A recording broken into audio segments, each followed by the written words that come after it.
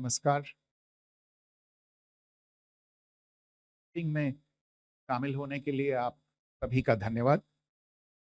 जैसा कि आप सभी जानते हैं, 22 अप्रैल 2025 को लश्कर तैयबा से संबंधित पाकिस्तानी और पाकिस्तान प्रशिक्षित आतंकवादियों ने भारत में जम्मू और कश्मीर के पहलगाम में भारतीय पर्यटकों पर बर्बरतापूर्ण हमला किया। 25 भारतीयों और एक नेपाली नागरिक को कायरतापूर्ण मौत के घाट उतार दिया गया।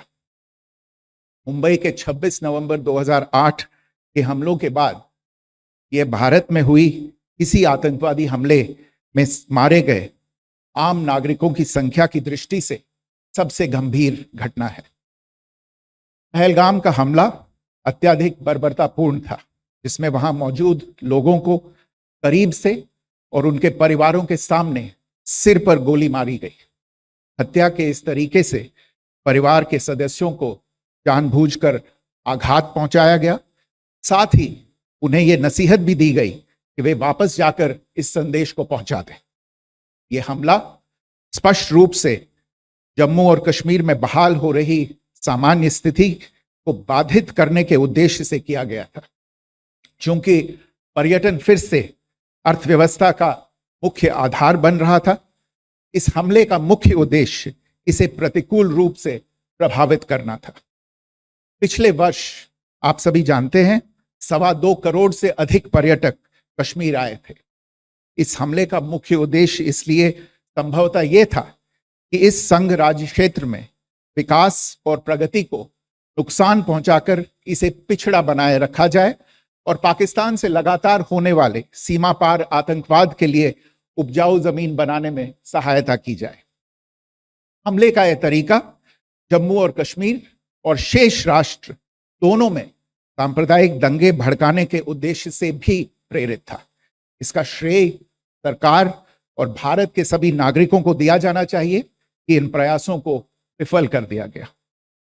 एक समूह ने खुद को रेजिस्टेंस फ्रंट TRF कहते हुए इस हमले की जिम्मेदारी ली है। यह समूह संयुक्त राष्ट्र द्वारा प्रतिबंधित पाकिस्तानी आतंकवादी समूह लश्कर तैयबा से जुड़ा हुआ है। यह उल्लेखनीय है कि भारत ने मई और नवंबर 2024 में संयुक्त राष्ट्र की 1267 कमेटी की सैंक्शंस मॉनिटरिंग टीम को अर्धवार्षिक रिपोर्ट प्रस्तुत की थी, जिसमें TRF के बारे में साफ इनपुट दिए गए थे। इससे पाकिस्तान स्थित आतंकवादी समूहों के लिए कवर के रूप में TRF की भूमिका सामने आई थी।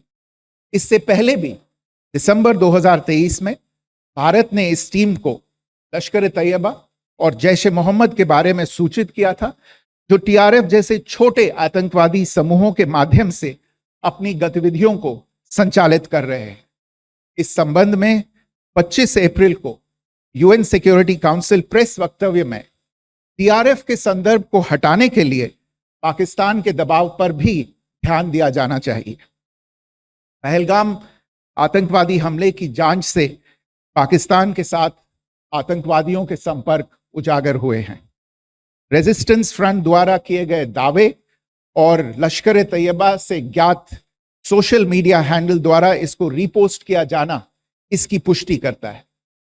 चश्मदीद गवाहों और विभिन्न जांच एजेंसियों को उपलब्ध अन्य सूचनाओं के आधार पर हमलावरों की पहचान भी हुई है। हमारी इंटेलिजेंस ने इस टीम के योजनाकारों और उनके समर्थकों की जानकारी जुटाई है। इस हमले की रूपरेखा भारत में सीमा पार आतंकवाद को अंजाम देने के पाकिस्तान के लंबे ट्रैक रिकॉर्ड से भी जुड़ी हुई है, जिसके लिखित और स्पष्ट दस्तावेज उपलब्ध हैं।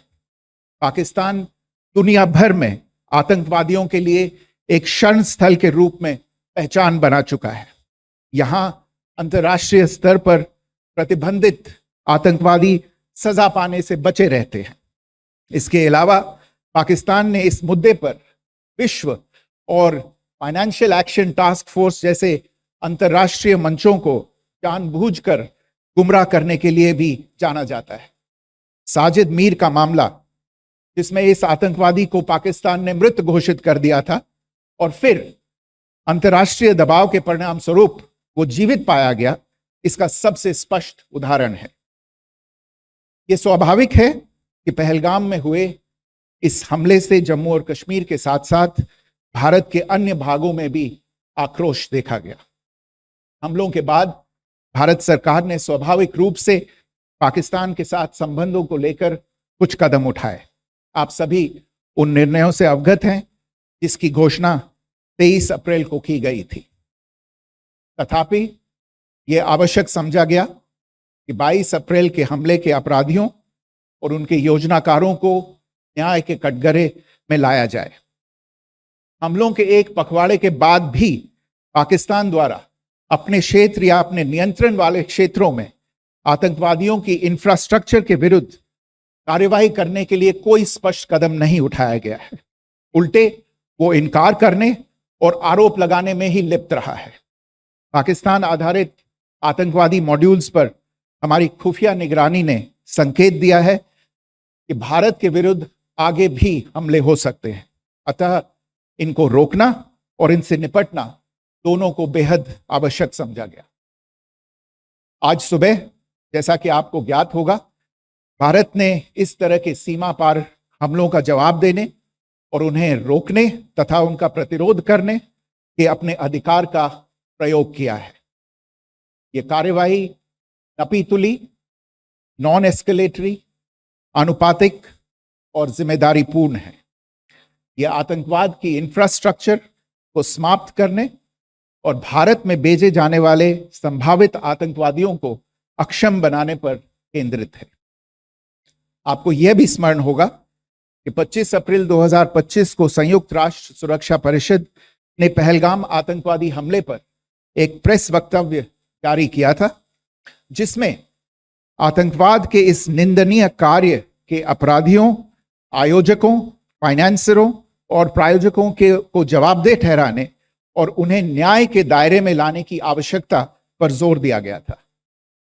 भारत की आज की इस कार्यवाही को इसी संदर्भ में देखा जाना चाहिए।